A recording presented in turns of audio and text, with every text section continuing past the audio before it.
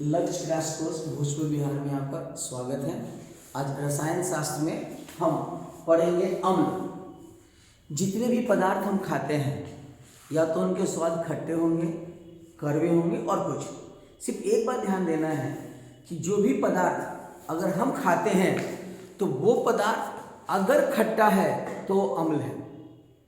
Example के तौर पे अगर तुमने सेब खाया, सेब खट्टा लगता है, उसमें कौन सा अम्ल है? Malic acid. तुमने इमली खाया, उसमें कौन सा एसिड है? Tartaric acid. अगर हमने सेब खाया उसमें कौन सा एसिड है? Malic acid. अगर हमने इमली खाया उसमें कौन सा एसिड है? Tartaric acid. मतलब अगर हम कुछ भी चीज़ खाते हैं अगर वो खट्टा है तो वो एसिड है, ठीक है, या अम्ल है। अब डेफिनेशन, अम्ल की परिभाषा। अम्ल एक ऐसा पदार्थ है जिसका जलीय विलयन अगर पानी में घोले तो वो H+ आयन या हाइड्रोनियम आयन देता है। जैसे मान लो ये HCl है, इसको पानी में घोला तो ये H+ आयन टूट गया और इसके साथ जुड़कर वो क्या बना दिया? H3+ ion. और इस आयन को हम क्या कहते हैं? ये हाइड्रोनियम आयन है। परिभाषा में क्या लिखेंगे कि अम्ल एक ऐसा पदार्थ है जिसको पानी में घुलने पे H+ आयन मिलता है और अम्ल के स्वाद खट्टे होते हैं। दूसरा, अम्ल की पहचान करने के लिए, अब ऐसा नहीं कि मैंने कह दिया कि स्वाद में खट्टे होते हैं तो आप उसको क्या कीजिए, चखिएगा, ठीक ना। कुछ ऐसे एसिड भी होते हैं जिनको अगर हम चखें या शरीर पे गिराएं तो जल जाता है। इसलिए अम्ल को पहचानने के लिए हम सूचक का इस्तेमाल करते हैं। सूचक वैसा पदार्थ होता है जो अम्ल में भैया अलग अलग रंग देता है। और सूचक बहुत सारे प्रकार के होते हैं, जनरली 3 प्रकार का। एक सूचक प्राकृतिक से मिलता है, जैसे नेचुरल सूचक में क्या हो जाएगा? Litmus paper, blue litmus paper या फिर रेड लिटमस पेपर। सीवीड, समुद्री घास, लाइकेन से बना हुआ है। दूसरा संश्लेषित या आर्टिफिशियल, 2 याद करना है, फेनोल्फथालीन और मिथाइल ऑरेंज। तीसरा अंधों बच्चों के लिए जो नहीं देख सकते हैं उनके लिए गंधीय सूचक होता है, ओलिफैक्टरी, जैसे लौंग और वेनिला। हमारे पास 2 टेस्ट ट्यूब है, प्रकनली है, किसी में एक एसिड है, किसी में पानी है। अगर मुझे पहचानना होगा तो देखो दोनों क्या है? रंगहीन है। हम इसको स्वाद लेके नहीं चख के नहीं बता सकते हैं, भैया जीभ जल जाएगा। इस्तेमाल करने के लिए सूचक इस्तेमाल करेंगे। मेरे पास एक रेड लिटमस पेपर है, ठीक ना, मतलब नॉर्मल न्यूट्रल इन्वर्सल इंडिकेटर है। अगर जिसमें डाले अगर उसका कलर लाल हो जाए इसका मतलब क्या है? वो बेस है। रुकिए तो इस 2 टेस्ट ट्यूब में एक में अम्ल है और एक में क्षार है। ये नेचुरल इंडिकेटर, इन्वर्सल इंडिकेटर है। कहने का मतलब क्या हुआ? पीएच पेपर है। अगर हम इसको इसमें डालें, अगर लाल हो गया तो अम्ल है, अगर इसमें डाला अगर नीला हो गया तो क्षार है। अगर मान लिया जाए इसको हमने इसमें डाला, ठीक है, ये लाल नहीं हुआ, इसका मतलब क्या है? ये वाला जो टेस्ट ट्यूब मेरे पास है वो क्या है? क्षार है।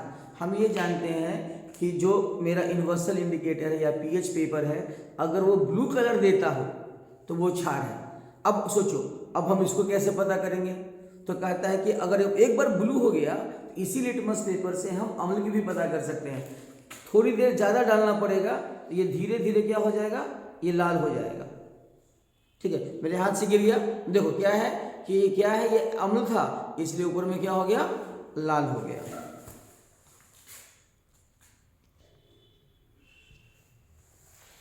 इस प्रैक्टिकल के बाद हमने क्या देखा कि अगर अम्ल में ब्लू लिटमस डालेंगे तो उसका कलर क्या हो जाएगा? लाल।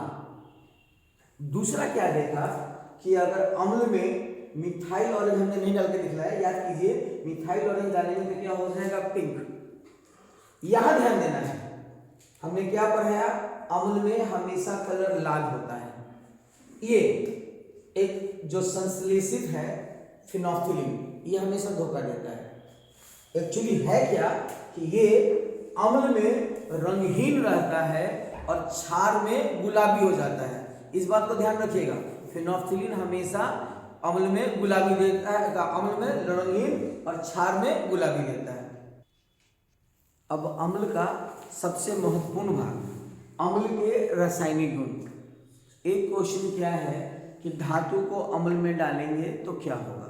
याद क्या करना है, अगर धातु को अम्ल में डालते हैं तो हमें हाइड्रोजन गैस मिलता है।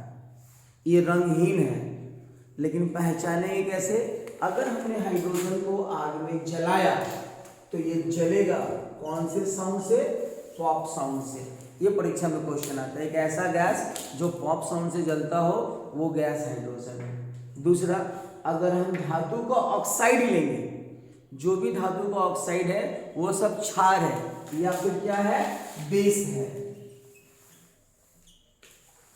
और ये सल्फ्यूरिक अम्ल है।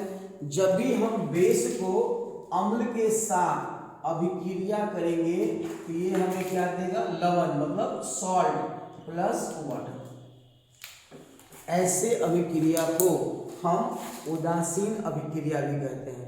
परीक्षा में कोई क्वेश्चन पूछे उदासीन अभिक्रिया क्या है, तो हम क्या कहेंगे कि जब भी क्षार को अम्ल के साथ क्रिया करने पे अगर मुझे लवण और पानी मिले, ऐसे अभिक्रिया को हम उदासीन अभिक्रिया कहते हैं। सेम चीज ये भी है, धातु का ऑक्साइड हो या धातु का हाइड्रोक्साइड हो, ये दोनों बेस हैं, और इसको भी अगर हम अम्ल के साथ अभिक्रिया करेंगे तो क्या मिलेगा, लवण प्लस जल। ये दोनों अभिक्रिया उदाहरण है किसका, उदासीन अभिक्रिया का। ठीक है। तीसरा, धातु का कार्बोनेट, सोडियम कार्बोनेट। परीक्षा में क्वेश्चन आता है, कोई तुमसे पूछेगा, पिछले 2 साल पहले पूछा था, धोबिया सोडा का सूत्र क्या होगा, ये लिखेंगे, इसमें खाली डॉट 10 मॉलिक्यूल ऑफ पानी लिख देंगे तो धोबिया सोडा हो जाएगा।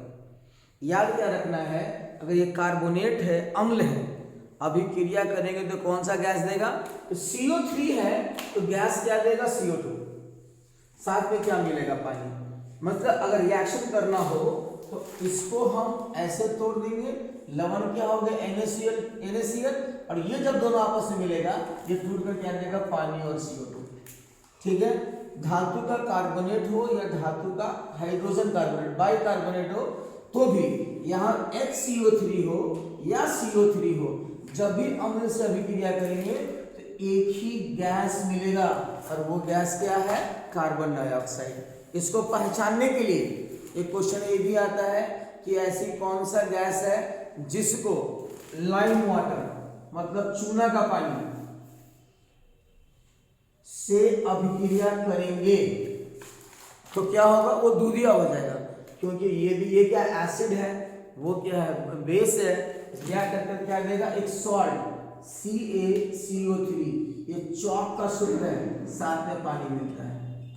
ये दूधिया कलर है, मतलब क्या लिख सकते हैं अंग्रेजी में, मिल्की कलर। ठीक है। तो इतनी अगर रासायनिक अभिक्रिया अगर आपको यादें हैं तो हम अम्ल से दिए हुए क्वेश्चंस को सॉल्व कर सकते हैं। और अम्ल का ये अंतिम टॉपिक, अम्ल में H+ विलयन के क्षारीयता के अनुसार हम क्या देखते हैं, HCl है, अगर इसको हम पानी में डिसॉल्व करें, घोलें, तो क्या गो H देगा, तो बेटा एक ही H देगा, तो इसको हम लोग क्या बोलेंगे, मोनोबेसिक एसिड। ठीक है।